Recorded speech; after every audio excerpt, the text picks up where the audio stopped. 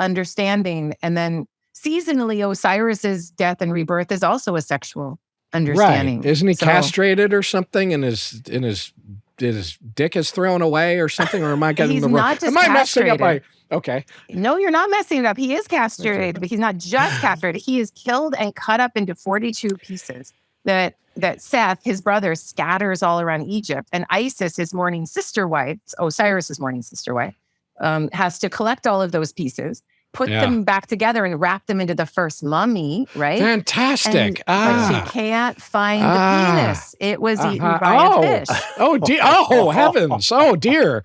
Okay. And so she has to magically make one. And then once she does that, he's all put together and he's out of what? Mary beer. Yeah, what does she make the penis of? She's a mistress of magic. Clay, She's got whatever. skills. Wood. Okay. I wouldn't think of that. They don't tell us that part. Don't judge. We'll don't move try ahead. Okay. As my father said when I asked him, but how does Jesus get into the bread? He goes, that's the mystery. So That's the mystery. That's right. No, it is the mystery. It needs some mystery.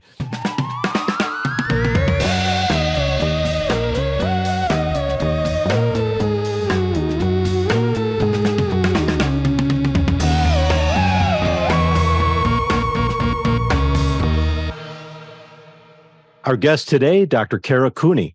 She's a professor of Egyptian art and architecture at UCLA. Also, the author of 3 books, including 2 new ones, The Good Kings and When Women Ruled the World. And she has a tremendous podcast, Afterlives of Ancient Egypt. Check it out wherever you get podcasts. Have you ever talked to an Egyptologist before, Steve? I'm very excited. I am also very excited. Yeah, this is going to be awesome. Stick around. We're going to dig deep. Get it, Steve, with Dr. Cooney, and get her to finally answer some burning questions about ancient Egyptians, mummies, aliens, cats, human sacrifice, fellatio.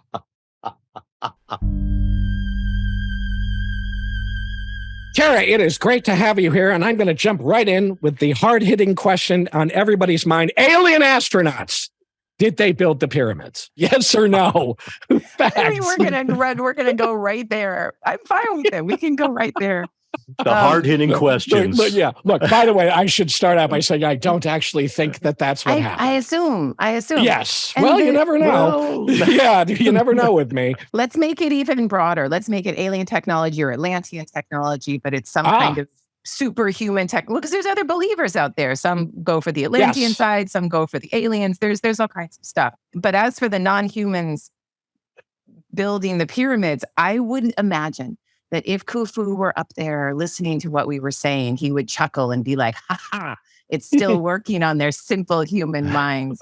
Because these pyramids were built as weapons of the mind. They were built to get people to believe that these leaders were greater than anything they could possibly imagine. And it's still functioning. Mm-hmm. That's amazing. It has a short-term social cost that you can't really sustain. So they built 3 of those stone pyramids through and through on the Giza Plateau. There are a couple more at Dashur. And then they're kind of like, they can't do this anymore. They cheapened them, found a way to make them quick and kind of a fast proto-industrial production. But the idea of this being a construction of a superhuman thing that the person buried inside the juicy human center.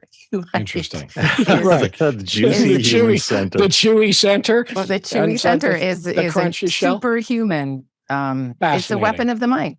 Yeah, interesting. And it's interesting you say that about they left nothing behind telling how they built them. Because with a lot of these things, it's like that have also this like alien sort of narrative put on them, like the Mayan pyramids and the heads at Easter Island and Stonehenge. A lot of them, we don't know how they built them. And people say, and it's kind of analogous, Steve, to that thing I was talking about, how that astrophysicist talked about, if we tried to recreate the technology of the original Apollo landings, we couldn't do it. Even though we know how they built them, we probably couldn't do it. So that I always hear people say, we just couldn't do it now. Even if we wanted to try to build the pyramids the way they did, we probably wouldn't be able to. Yeah, is there like a kind of evolution of craft? I know this is one of the areas where you study which is sort of I think the development of craft and so forth. Like the assumption that we have is that it's always accumulating, and whatever we did before, we've still got it in the toolkit. But that's not the case. We lose these things too. No, right? These things are crests of a wave. They go up and then boom, they crash down. And so the pyramid, the apex literally of this pyramid building is the fourth dynasty. And after the fourth dynasty is done, that craft is arguably forgotten. They never build a pyramid like that again. Fascinating. And humans like to think that we just build and build and we're always going to keep going up in our bull market, and it doesn't work that way. It doesn't work that way. No, I study collapse. It doesn't. Systems will fail. Everything will fail, and that's how it works. Amazing. I was freaked out by I thought that once human beings had acquired fire, it was like we had fire ever after, but it turns out we would lose it for long, like thousands, tens of thousands of years. Yeah. And then it would appear again, and then we would lose it. And it's shocking. Really? And even like the wheel and stuff too, maybe? Like, did we lose the wheel? Did we lose? Yeah. The Egyptians didn't use the wheel quite as much because it's so sandy. And then you have the river, the wheel, they had it obviously, but you needed a sled out in the desert. You needed a boat on the Nile. But you could argue that technology takes innovation and adaptability away from people, makes them dependent on the technology. And I know other philosophers and other people have talked about this. And then you create a dumbed down human generation that doesn't know how to do anything. And then there's a collapse, and then they have to figure it all out in the next generation. Oh, great. Yeah, so the collapse we're facing right now, there's a silver lining to that, isn't there? Our phones have not made us smarter. No, they certainly haven't. No. Well, I told you, I talked to this paleoanthropologist, Steve, who said that, the second we discovered fire and invented the wheel, the singularity happened. They took over. The machines took over, and we were dependent on them. It's not coming. It already happened. No, it already happened. But now this is an interesting thing. Talking about aliens and pseudoscience and stuff like that. There is something I have heard about the Sphinx, which to me doesn't sound totally pseudoscientific. I don't know. So I'm going to ask you. Yeah. And I don't know anything about the Sphinx, first of all. So I want to know what the hell the Sphinx is. Just go for it. All right. I'm going to calm down. Really? Okay. So I can just open up about It's normally natural to have questions about the Sphinx. You should not be ashamed of those questions. I've been so ashamed my whole life that I don't understand this. Oh, this is a very good already. I feel much more at home and at peace. So I don't know what the Sphinx is. I'm finally admitting that here. And also, I've read somewhere that they say the Sphinx is way older than people thought it was. So I say to myself, if it's older than they thought, like how old is that? Is that true? Is that just crazy alien astronaut talk too? Or is that like... Well, I hope I blow your mind here. So first, watch this. I'll start number one by saying that Egyptologists disagree about what face is actually on the Sphinx. There's some who say it represents Khufu. There's some that say it represents Khafre. And then there's all your Atlantean people who say it is 10,000 years older. And then I will blow your mind by saying that the Sphinx is a natural rock outcropping to this day. It is a part of the plateau that sticks up or stuck up and looked like a lion-like thing, probably, until a kingship came along that's like, I'm going to craft that and I'm going to take it and claim it for myself. Now, imagine that a mountain exists in the world that's sacred to people, I don't know, in the Dakotas somewhere. And then this hegemony of people come along and they're like, I'm going to craft that. I'm going to put our faces into it and I'm going to show our power. It's that, and it creates a wound on the society that indigenously owned or connected with that thing or didn't feel it could be owned. And that's the same kind of thing that the Sphinx was doing. It was a natural thing that was there for a million years before. I don't know the date of the Giza Plateau. Somebody can Google that. But when you craft it, you change it, you're claiming it. But that doesn't mean that the rock outcropping dates to your time. It just means the carving that you added to it dates to your time. So when people say the Sphinx is really 10,000 years old, I'll say it's much older because rock is older than 10,000 years. And if there's erosion, which people say is water erosion on the side of the Sphinx, well, Egypt used to be a savanna landscape, and there's desert areas with like whale skeletons all over because it used to be covered with water. So it's completely possible, and I'm not a geologist, that this rock outcropping has, well, of course it is much older than what's carved onto it, but we prioritize the human carving, and that's what we're all interested in. And I think we should prioritize a little more of the natural landscape. Interesting. I have a question on this too, which is, in Cambodia, they would frequently have something like at Angkor Wat, where it would be like Shiva sculptures, and then the king would change, the dynasty would change, and it would be like, oh, I'm into Vishnu, I'm not into Shiva. So they'd go around and scrape off, or they just sort of palimpsest like a new god onto the old god. So there would be these sort of levels almost. Did that sort of thing happen in Egypt as well? It did, but it's not as significant as Angkor Wat, where you even get shifts from Buddhism to Hinduism and back again. I mean, like super confusing stuff. Yeah. You don't have a shift in the religion or the language or the general political system for thousands and thousands of years, but you do get shifts in dynasties. And so you have in front of the Sphinx, for example, you used to, before they put it in a museum, this ginormous stela made by Thutmose IV a couple thousand years after the Sphinx was carved into a human form that was visible as a human form. And he sticks it right in front and between the paws to claim it. So it would be like, I don't know, adding a new president's face into Mount Rushmore or something like that. But these claims are constant.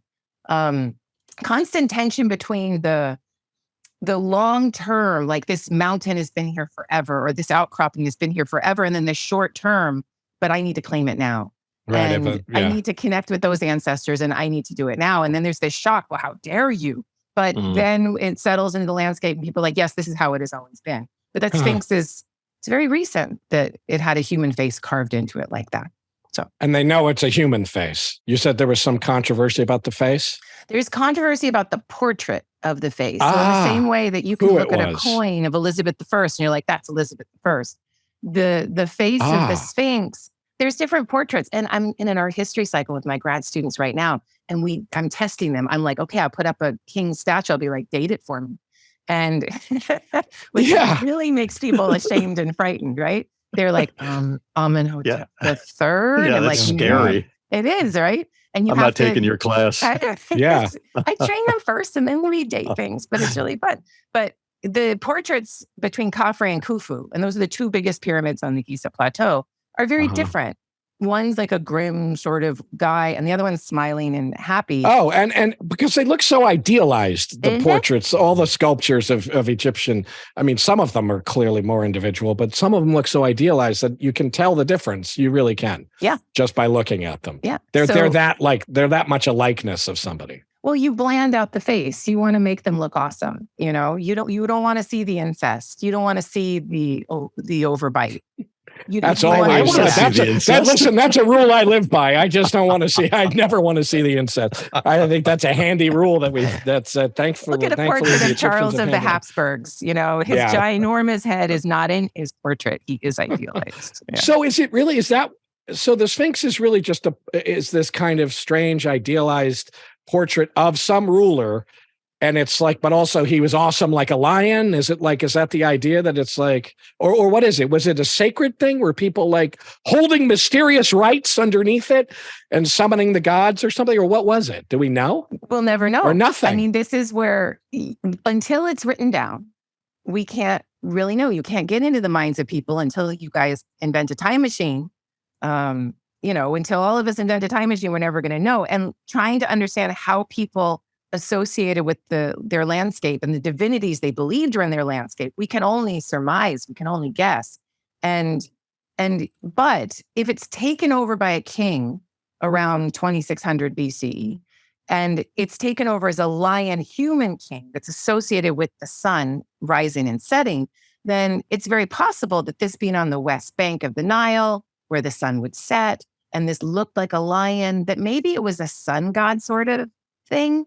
And it's there with the solar cycle. And then the king's like, I'm going to get me some of that because I'm going to put my tomb right next to it. And I'm going to be the sun god that is setting in the west. But guess what? If I set in the west, I will be reborn in the east and wait for my generation to repeat it. You know, I'm coming back. In other words, the power is coming back. The hegemony is coming back. Yeah. So it's a powerful, the sun god is a powerful divinity that the kings co-opt and take.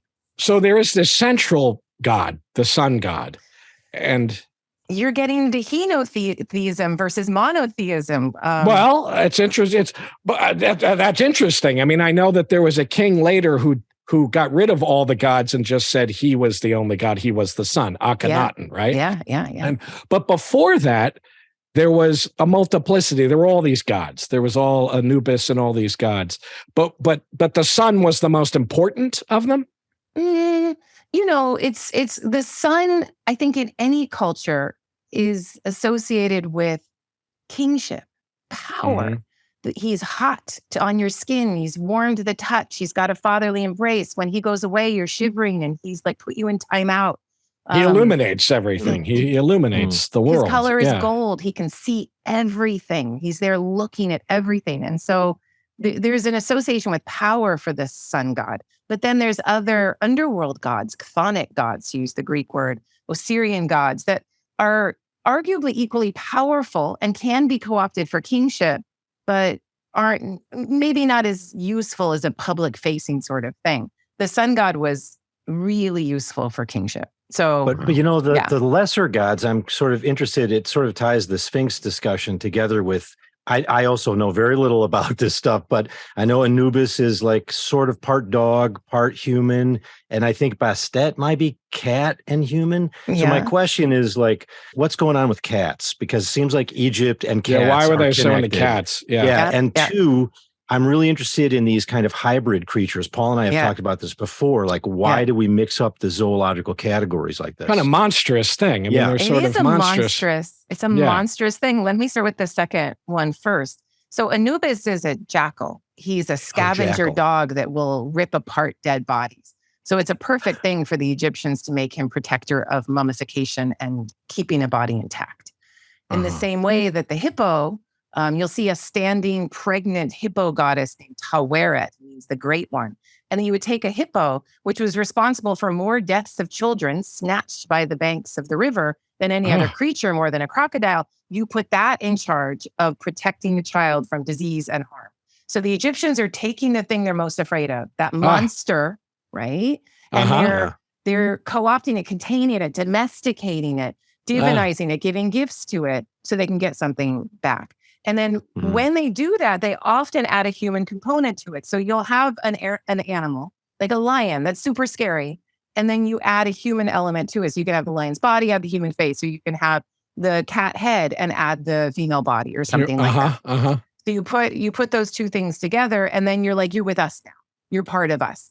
And we are part of you. And there's this interplay back and forth. Interesting. And now, as for the cats, the cat is the symbol par excellence of the sun god. So, and the cat's wonderful because the Egyptians saw the lion as the fierce, scary sun god that is the king of the landscape and can do anything he wants. And then there's the domesticated cat, usually associated with a female who's the protector of the sun god. She can get super scary. When the sun god is hard, she turns into a lioness and she goes and wreaks havoc and gobbles people up and just destroys. So the cat has a lot of, have you ever been attacked by a house cat? I mean, those things can kill you. Are you kidding me? My cat just attacked me about 5 minutes before. Why do you think I was so agitated when we started doing this? Really? My cat attacks me constantly. And they're dangerous, like super dangerous. And the Egyptians, of course, knew this, but they needed them for the domestic spaces, keep it clean. But the cat, and then I'm going to get really macabre and rather cynical. Excellent. Great. Yeah. Okay. Perfect. So as the funding is pulled from Egyptian temples, as decentralization and state collapse begins, the priests are like, well, what the hell do we do now? How do we make an income? And they're like, we need to sell shit. And they decide to create this animal mummification scheme in which they breed the animal dedicated to in their temple. So if it's temple to Sobek, they'll breed crocodiles. Temple to Bastet, they'll breed cats. And then an elite rich person will come to them and say, I have a prayer. And they're like, oh, we got you covered. And we're going to send that prayer directly to heaven with this animal whom we will kill. We'll put you, your prayer is going to go in and they're going to mummify it. And then that prayer will go to the heavens. But these animals were actually purposefully bred, purposefully sacrificed, murdered, whatever you want to call it, mummified, embalmed, and then contained in really fancy things that put the name of the person on it.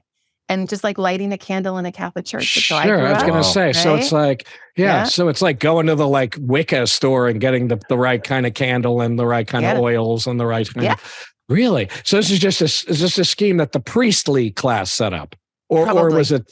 the government was getting the money from all the dead cats and dead parrots and stuff like that. There's less government organization of that. And I would say more institutional priestly. I would say it was a corporation by that time. And it's run by the elite people because they want to show everyone else, look at the cat burial that I just bought. Everyone's like, damn, look at your cat burial. And it's a whole So you could thing. you get a burial for your own cat too? I mean, would you be like, my cat died and now I got to get a little pyramid built there and I have to have a whole pet thing? burials, and that's not what this was. Because usually you'd all kill your cat to bring it with you into the next life. That's so crazy. But this makes me think about something else.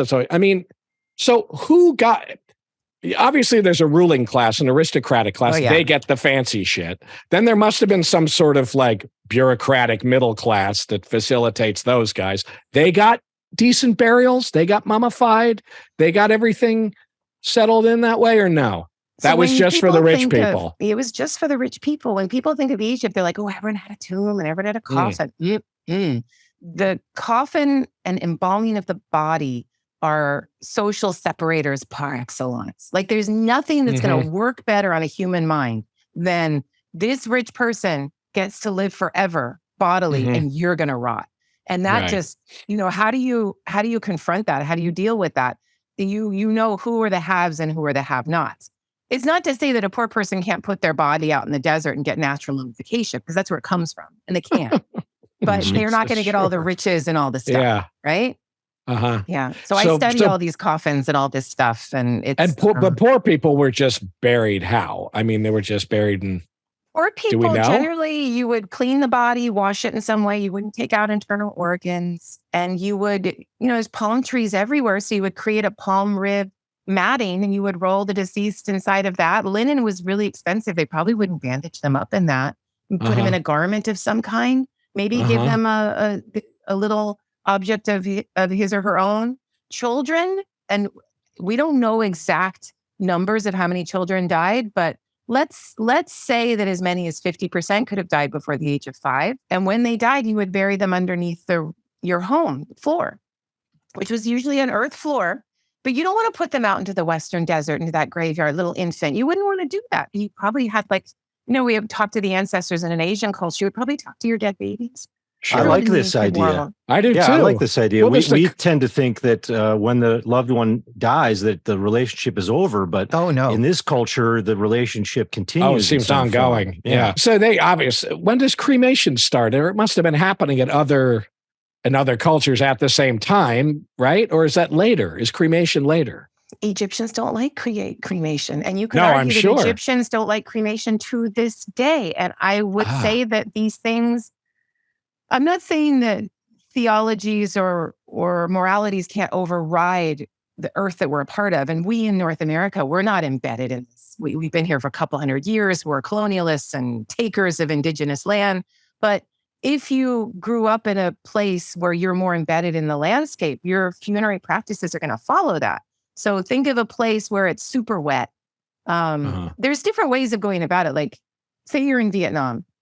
And there you might, in the South, where more of the elites are gathered, you might do a big conflagration of the body so everyone can come and see it. And you're burning the body, and it's a Buddhist thing, and it goes off into the heavens and all of that. So that works. But I've been to northern Vietnam where they bury the body, but for short term, like 3 years, and they come back on the full moon, and they dig up the body, and they pull out the bones, and everything's decomposed but the bones. And they clean them off, and they bring them to a shrine, or they bring them home. So, what you do with the body, it depends on the geography that you're a part of. What's the culture? Bhutan, what's the culture where they bring the bodies out, Steve, in Southeast Asia? In Bhutan, there's a sky burial technique that's practiced in Vajrayana Buddhism, in Bhutan, in Tibet, places where you bring the body out, and the family actually dismembers the corpse, so that birds of prey will come and actually lift parts of the body up to the heavens. This can help with a new rebirth that's higher up on the scale of being or something. You could argue that in the mountainous landscape, you don't have earth to bury them in. You don't have any wood to burn them with. So the only way you can get rid of them is just kind of scatter them about and be like, come on, vultures, come and eat them. And that religious belief is so important that even when a bunch of Parsi people moved to Mumbai, They created sky burial platforms and Wow. feed the vultures to keep them around so that when they put a dead body there, they can come and in Mumbai, India. I mean, it's not meant to be. That's how I want to go. Right? Chop me Yeah, no, up, I'd put rather me go. on a hill. But there's some group in, I think it's in Thailand or somewhere in Southeast Asia, where once a year they actually bring the bodies out. They keep the bodies and they bring the embalmed ancestors out, and you sit with them and you have a meal, and you set up a whole, and they bring them out once a year, which is amazing. So they kept up this kind of, the whole point to it was to keep up this relationship with the dead, that there was no sense that they were gone. This is something I've never understood. You mummify the body, you take out all of the organs, right? And you put them in these jars everything. Rich people do these things, but rich people do these things. People do these things. You have all of this done. The idea is you're going to be bodily resurrected. Your whole body's going to come up and you're going to put all this shit back in you and you're going to be fine. Where are you going to be resurrected? Is there an afterlife? Is there a heaven? Is there a hell? There's not really, is there? There are both of these things. We could talk about heaven and hell, and you could argue that the Egyptians are the first to invent the heaven and hell. But this conundrum of a physical preparation, this is not easy. I work with death, right? I think about this all the time. I'm like, why? I don't think the Egyptians are primitive. They don't believe that, we are so simple-minded that we think we need the dead human body to get food in the afterlife. I think the way it works is that when you bury the dead in ancient Egypt, it's a social contract. You give them awesome stuff. They give you their inheritance of power and wealth and land and all of these things. So you're like, here's my awesome burial. I'm doing it. I get all the good shit. And there's this give and take, right?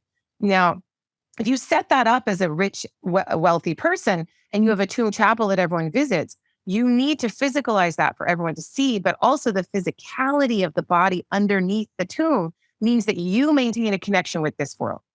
And if that body decays, then that ancestor can't be connected to this world anymore. You don't have that give and take with a powerful ancestor. So you could argue that being embalmed is kind of a burden, perceived as such, that you kind of stick around a little bit more. You're like a bodhisattva. You have to hang out and be a part of the world of the living. And maybe there's an understanding that other people get to move on to the next place with more speed. But the Egyptians don't lay this out. Religion is never step A, very clear, step B. It's always messy and confusing on purpose, right? Yeah. And the Egyptians are no different. Yeah. This is a question I have too. It's really related to this because if you look a little bit later in the Greek culture, you have Plato and the idea that the soul is really immaterial and separate. And this is before that. And it's sort of in between the body and the soul. And Paul and I have talked about the imagination a lot over the last few years. And I feel like there's something really interesting happening here when you see the body and you wrapped it up like a mummy, or you've buried it and there's the body. Okay. But there's some part of your imagination that says, well, there's some kind of invisible version of this that's in another realm. And then that imagination makes a new reality that people living in secular cultures don't do. You know what I mean? So the Egyptians were so concerned with this that they created a 9-part schema of all of the parts of the human soul and physicality and how they work together. So there's the corpse, there's the shoot, that's the body. That's the shadow. So it's a human living body that's in a solar space. The sun is shining on it. You have a shadow. It's a good thing. You want to be in the presence of the sun. Oh, wow. So that's cool. Oh, wow. Oh, that's really cool. There's a ka, which is a soul that is physicalized kind of, but it's there to be able to eat and have sex. So it does have a physicality. There's the ba, which is the little bird, the human-headed bird that flies around. Spirit of mobility. It can go from place to place. Is it physicalized? Kind of, but it can move around. There's move around in terrestrial physical space, or move between worlds. Well, between worlds and in physical space. So the Egyptians, when they saw all of the birds flying around right before the sun sets, they're like, oh, those are the ancestors having one last go before they go down into the west with the sun god and accompany him on his 12 hours of night. So there's a constant push and pull between the spirit and the body, and it's not. You're never going to get to a truly satisfactory answer. And, we inherit a lot of this stuff. Again, grew up Roman Catholic, no longer practicing. But, if you're going to prove that somebody's a saint, What's one of the first things you do? You dig up the body and you check for incorruptibility. Right. It has, how much is that body broken down? That Right. is so ancient Egyptian, I can't Right. even. And it doesn't work as well in Italy, perhaps, but it's more of a miracle in an Italian, Roman, or is it coming from Egypt, because Christianity is a Levantine thing, obviously. So, these tensions between, do you need the body? Do you not need the body? Ask a Christian, an evangelical Christian, can you be cremated or not? And their mind might explode. Right. You need the body. Yeah. You'd have to have the body. Yeah. But some are cremated. And then what does that mean? Is it done? Are you done? My understanding was you couldn't, right. you weren't supposed to anatomize the body. And, this is one of the, strictures against doing anatomy was that you were going to get your body back. So don't carve it all up. So don't fuck it up. Yeah. Don't cut everything out. Yeah. So you said before there's a heaven and a hell that they may have originated the idea of these two realms where a good person goes or a bad person goes. And what's the story with that? Was it a given that you were just going to go there because you were rich and you got mummified and you were going to go, or what was the story with that? I mean, my first answer is hell's no, it was not a given. And then my second answer is the rich will always find a way to negotiate around through material things, right? So there are these little things called heart scarabs that are meant to be a green stone. It has a text on it. And it says, "O heart of my mother, do not speak against me in the hall of judgment." And you put that onto the heart of the dead because the dead person is going to stand in front of a scary tribunal full of gods with like heads of fire and like eyes that shoot lasers. I mean, just really horrible things. And you stand in front of these guys and they're going to interrogate you. And you also have to profess a negative confession. I have not killed. I have not ordered to be killed. I have not stolen, and on and on. And and who has not done a bad thing? Because it gets pretty detailed, this list, right? Well, your heart scarab's going to help you so that your heart doesn't, because your heart is one of your spirits, according to the Egyptian 9-part, the Eve and the Hati. These are also elements of your physical soul, however you understand it. Your heart could be like, remember the time? Right. That thing? And you'd be like, right? So it's like a magical baptism thing. Think of Dante, the worst, most egregious sinners just right before they die could be like, "Oh, and I'm sorry, God," and then they get to go to purgatory, right? And everyone else has to have hellfire. So there is that human understanding of subverting a moral system. But the Egyptians, if you didn't pass that tribunal, you would get eaten. And this, Stephen, I think is where your idea is coming from of the goddess that was part lioness, part crocodile, part hippo. She would eat your heart. And I heard something about like your heart would be weighed at your they weigh it or something. Yeah, something about a feather or something like that. The feather of truth. Your heart's on one side, the feather's on the other. You're saying the confession, you're doing the interrogation, all of this stuff. If you don't pass, and they'll never show this in the text. Book of the Dead is always like, you're going to pass. You're going to pass. You make it a fait accompli in your materiality, right? And then she won't eat your heart. But and then is that a non-existence or is it an existence in a hell-like realm? Because there's a whole lot of visual imagery that shows dead being repeatedly decapitated, dead being roasted in pots, dead eating excrement and drinking urine, on and on. Well, where's that stuff? That's the stuff I want to see. I know. I've never seen that stuff. Yeah. So you want to go to the books of the underworld, and there's the first one is called the Amduat, that which is in the underworld. And then there's a whole host of other books, Book of Caverns, Book of Earth, Book of Day and Night. But most of that stuff is going to be in the Amduat and the Book of Gates. And that's where the sun god / king is going through the 12 hours of night, which is divided into time and space. And he's taking over his dominion, but he's also creating his own rebirth, which is connected to Christian virgin birth. But that's a different discussion. Yeah. Well, no, it is interesting. Wow. It is interesting to me how much of this stuff had an influence in Christianity later. I mean, through the Greeks, I would assume, right? I mean, it's like through the Greeks, it gets to, Not necessarily just through the Greeks, because Egypt is right here. And then you've got Italy and the, it's a whole Mediterranean show. So it doesn't have to be parsed through them. But, Paul is going to parse it in, there are Greeks people writing in Greek who are parsing it through their cultural lens. Yeah. Right. There's a feature of Egyptian culture, and I know your work sort of looks at this too, which is it's like a very erotic, sexualized cosmology where the creation is just like guys jacking off, and just jacking off, and penises getting cut off, and it's like this in Southeast Asia too, And I'm just thinking like a lot of this influenced Christianity, like Paul said, but not that. Like that stuff seemed to be bracketed out, or maybe that was just a slow editorial phase, Yeah, I mean, one wonders why this Christian Europe became so anti-sex, anti-marriage, and connected with Jesus as a castrated man, and not maybe physically, but seriously kind of castrated. Again, I'm not a New Testament Christian scholar, so I don't know about that, but how exactly that mechanism happened. But Egypt was a very sexy place for its creation mythologies. Yeah, the creation of the world was a literal masculine ejaculation of a god. It was a big bang. It's a huge bang, and it's one guy. It's one entity. Is like, that's it. I have to beat off, and everything comes from that. Yeah. So but that's not really that different from the Christian. Crazy. No, it's not that different from the Christian thing either. I mean, it's it's not. But the Christians take the sex out of it. They do take the sex out of it. So. Well, I think I read something. Yeah. Oh no, but I'll say that Coptic Christians, if you read your Gnostic Coptic text, and again, I'm not an expert, but you'll see things in there about the Holy Spirit being like breast milk and being like the mother goddess. And so there is, and there's this idea, there is a more sexual component in the Gnostic Christian text, the early stuff that they then removed.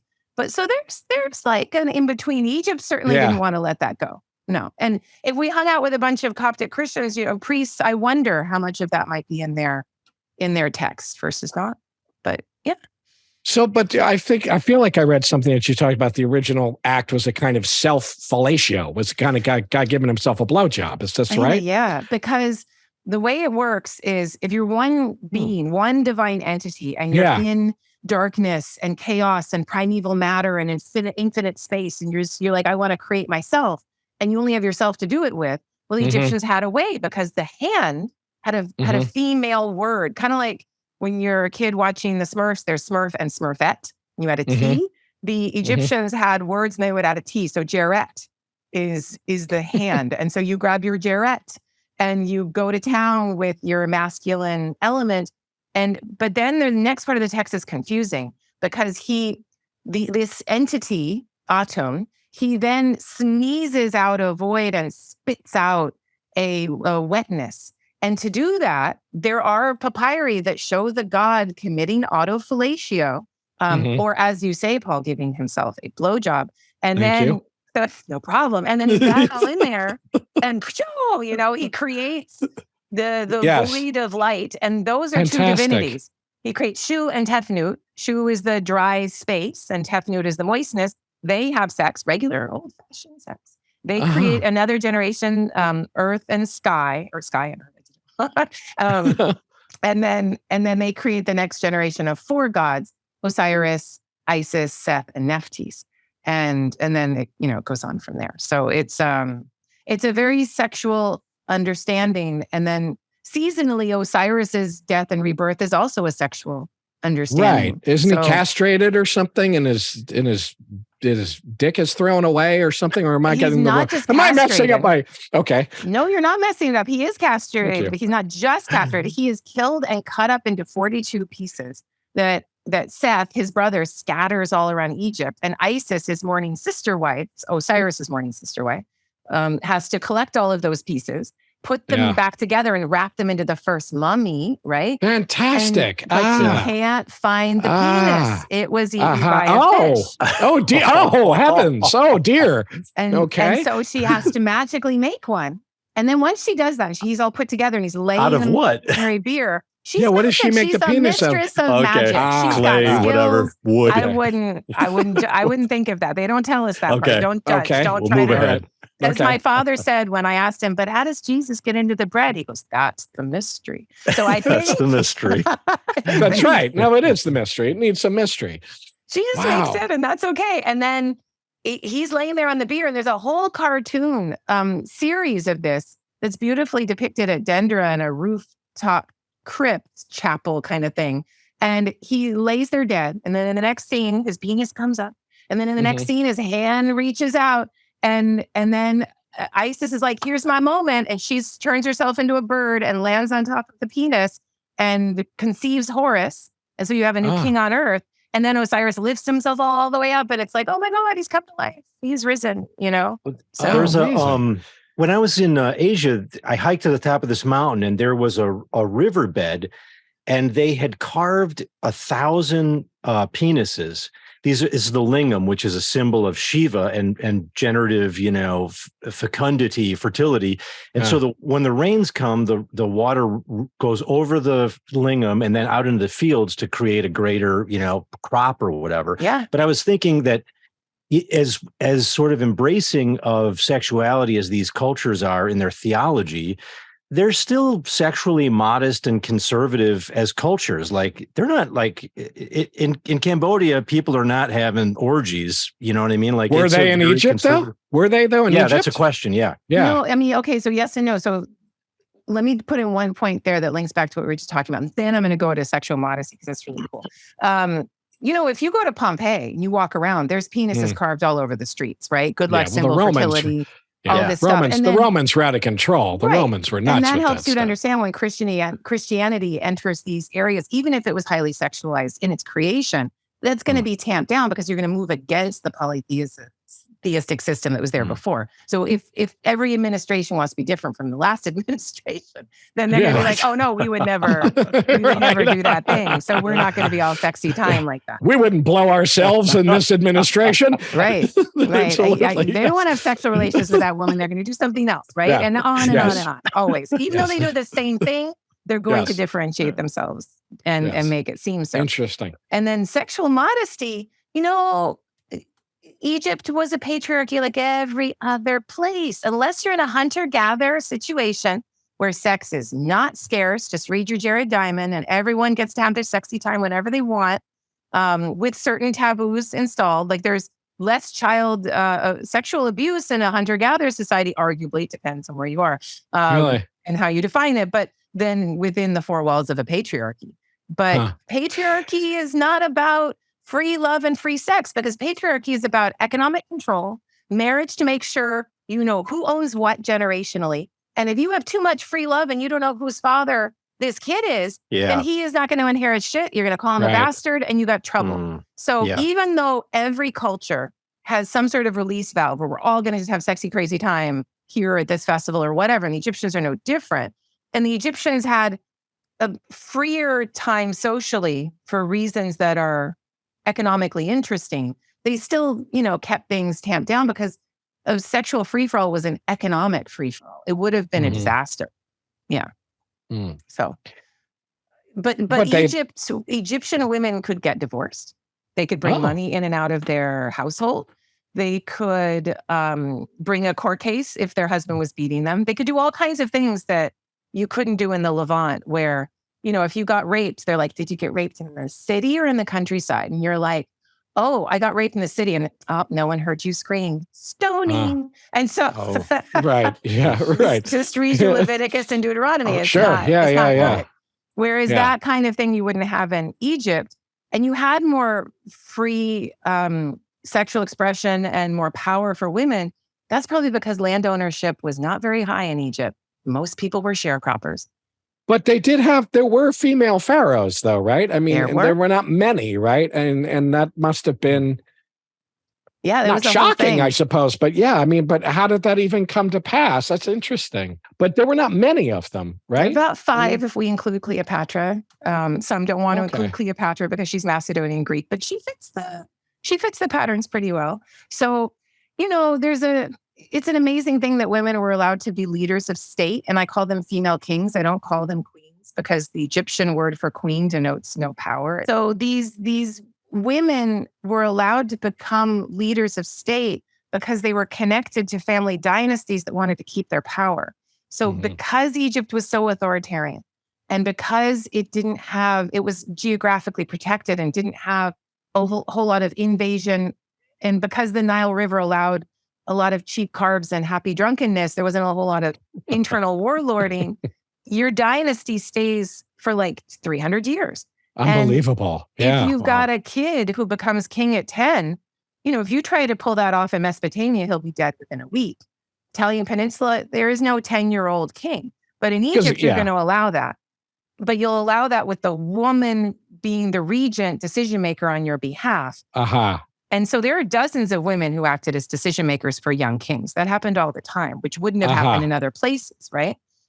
And then 5 times those women were able to transcend even that kind of decision making and become formal kings. But it's the authoritarianism that lets them. So did things get much better under women? Like the general assumption is the patriarchy is so awful. Right. Was it better? Women were in charge, everything would get better. And my question is, like, did it get better, and how much better, and in what way? And were they considered great rulers? In a way, no, it doesn't really help that you have a woman there as leader of state, because she's in a patriarchal system that demands certain things. Now, at the same time, the Egyptians allowed women to rule because they couldn't raise armies the way a man can raise armies. That's how they got into power at all, because they didn't have the social professions and abilities to connect with other men to build some sort of competition. So in that unequal patriarchal way, a woman has to rule differently, even within ancient Egypt. And as a female king, she has to rule differently. And Hatshepsut, for instance, had to rule differently, give more to get what she got, give more to elites and things like that. But they're not necessarily more peaceful. So Merneith, the first, she wasn't a female king, but she was incredibly powerful, one of the first regents. She's there deciding human sacrifice and who lives and who dies at the funeral of her husband to install her son. So she's the queen of blood, if you like, and she's hold on. I don't mean to divert this, but they committed human sacrifice. I did bring up human sacrifice. Yes, you sure did. That just went by fast. Kind of casually tossed that out. I didn't know that they indulged in human sacrifice for about a little over 100 years in the first dynasty when kingship was new. The ancient Egyptian elites created a system in which the king is dead, long live the king. At that transition of power, that most vulnerable transition, you create a kind of death cult, if you like, in which certain people among the elite, among your fellow elite, are sacrificed, murdered, killed, whatever you want to call it, to go with the king into the tomb. So he'll bring in a couple of hairdressers and a manicurist. He'll bring in a whole bunch of wives. He'll bring in some of his sons because he needs an army. He'll bring in all of this stuff. And then everyone would have gathered together. And this happened in different places. Like they went to Saqqara and they did this. And then they're like, let's go down to Abydos and do it again. And then they come down to Abydos and make a selection again. How the selection is made, we don't really know. But these people would have watched their friends and family members die before their eyes. And then that would have manufactured this kingship, a king who has power over life and death. An institution to which you must sacrifice yourself and to which you owe the debt of your life, potentially. And these people were just reified in front of your face. Yeah. And these people were just, they weren't mummified. They weren't given any of the dignity of mummification or any of that kind of stuff. Well, they were. Okay. There's mummification in Dynasty 1. And these bodies, mummification is not great, but no, they each got little markers. They got their name on it. They got a little room of their own. It's a whole thing. So there's respect associated with this. And I guarantee you that there was a quid pro quo. So if your family member went in and got sacrificed, your family got some goodies in return. We can't prove it, but come on. How do these things work? Right. Why else would you be doing it? Yeah. And there's a tradition that I don't know whether this happened in Egypt, but in China, the legend is that when Huangdi comes along, he changes from actually killing, family members and royals to actually making these terracotta warriors. Yeah. It's almost like symbolic, voyagers with him to the other world or something. Did that kind of thing did that happen at a certain point? Did they stop killing the people and actually just make little clay figures of them? I mean, it's the coolest thing that you can see this kind of human sacrifice, particularly burial sacrifice, wherever kingship is being established. And to establish it, whether you're in Africa and Europe and Asia and the New World, you see this. And then you also see, as you mentioned, Stephen, this pushback. This next administration coming in and saying, we would never, this is too harmful, this is too painful, we're not going to do this to you, we're going to be the good kings who would not do this. and they disassociate themselves from that practice. But they can, because you have a cultural memory of deep pain that all of us still feel. Like, you'll go stand in front of a pyramid anywhere or some burial anywhere, and it's of a great king, and you'll be like, did they sacrifice people to go in here? You'll know to ask that. And the answer might be not then, but 500 years earlier. Not in the Great Pyramids, but 500 years earlier, right next door, they did do that. So these are ways to establish power. And then to keep the power, you're like, oh no, we won't do that anymore. And here's a substitute, and we're going to be nice to you. So, this is how it works. So speaking of like switches in administration, I am interested in that Akhenaten guy, the guy who really changes everything over. Yeah, I'm not trying to be a horrible shill, but I did. There you go. I did just. I have a chapter about him. My God, woman! This guy, he wasn't the choice to be king. He was probably the second or third son, and the other sons died before they could be king. His father, Amenhotep III, was, the richest, most powerful, amazing, long-lived king ever. Like, he was extraordinary. And, when he died, Akhenaten had some fully formed ideas about what the king should be, what Egyptian religion should be, and he started creating those as soon as he could. There's like a couple of blocks that show him with a regular body and a regular face. And then he changes everything. He changes his name. He changes the way he looks. And the way he looks, and I'm trying to think if I have something here that I could show. But he was good propaganda.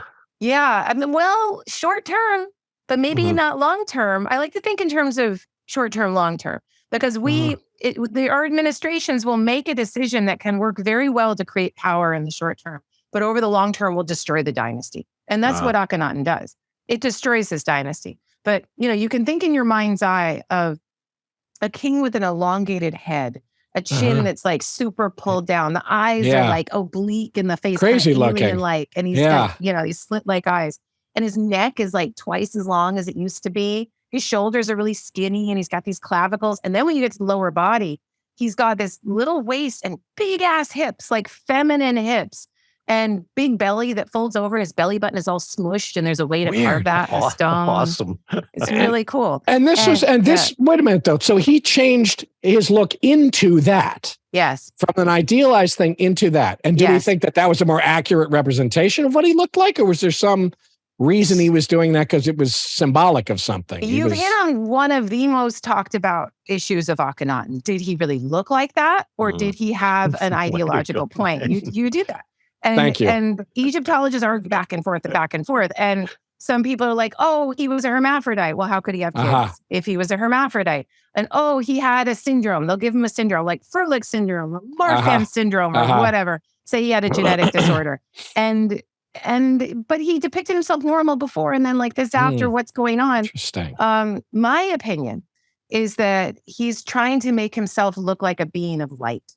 He's trying to use his body to be the pyramid, to be the miracle, if you like. So that, and how do I explain this? It's complicated, but like, you're at a temple, and he loved this thing called a window of appearances, which is nothing more than a big rectangular window high up. Your elites are down there. You come to this window, and there's space behind you. And he seemed to wait for when the sun was right behind him, setting or rising, so that people would look at him and be like, I can't see the divinity of the king. It's too much for my simple human eyes, right? Smart. Yeah, smart. And think of Close Encounters of the Third Kind, when the aliens come out of the spaceship and they're all like, and then you realize they're just little children aliens, and it's not a big deal, but it elongates the light. It makes you look superhuman and weird. And I think that's what he was going for. And other Egyptologists are like, he's trying to be animal and human at the same time. I totally agree. And he's trying to be male and female at the same time. I totally agree. Because this is the guy who's like, we're not going to have Anubis and Sobek and Atum and all these gods anymore. We're done. The only God is the one that you can see and feel in the sky. It's there. And that's me too. I mean, and it's him. His son. And I am it. Yeah. I am his son. I am his physical emanation. And my wife is his physical emanation. And our children are that. And so he is the icon. He's the God, but he's the son of the God. He knows he's Right. not the sun, but he's turning his body into an icon. And his temple is open to the air, no more closed, smoky, incensey spaces. It's open to the air, and you see the sun going forth. And then when he moves in the temple, he's the icon that must be served and fed and clothed and sexed and all the things that you would do for your god. Yeah. He's mega creepy. Yeah. I have a theory why he looked the way he looked. Yeah. He was an alien. You're like, go. There's countless episodes. I'm not letting go of it. No, he was an alien. Hang on, man. Don't ever let go. He is alien looking. That is indeed what he is saying. He is indeed saying, I am not of this earth. I'm not like you guys. I am of this part of the world. Amazing. I come from up there, and you can't touch me. He is actually saying but Paul is not saying that it's symbolic. He's a fucking alien. The star system of Beetlejuice. I don't think Akhenaten was saying it was symbolic either. And in his cracked mind, I actually think he believed it. I think he was clearly probably a little crazy. One of the things, in a chinwag like this, one often does not learn anything. That's sort of Paul and my thing. But in this case, I have learned that self-fellatio is actually a much more important thing than I thought. So I've learned that I'm going to call my right hand Paulette from now on. Yeah. Put in Egyptian papyrus autofellatio. You will get ancient papyri that show the god all bent up on himself. Indeed. Okay. Yeah, that's what we're doing next. If you can do it, why not? That's what I always say. If you can swing it, why not? But definitely, yes. Learned a lot. Hippos are terrifying. Hippos are scary. You got hippos are super terrifying. Yeah. Amazing. Yeah. Thank you. That was really fun. Yeah, thank you so much. Kara. Thank you very much, Doctor. Thank you. Thanks for joining us on Chinwag. And of course, if you like what we're doing, and even if you don't, especially if you don't, I like a little lively debate. I'd like to get into it with you people. How about you write to us? Because we'd love to hear from you. Yeah, the Giamatti, the pugilist. Look, send your questions or comments to questions@chinwagpod.fm, or if you have a topic you want us to cover and it's strange enough, then maybe we'll talk about it here on this very podcast.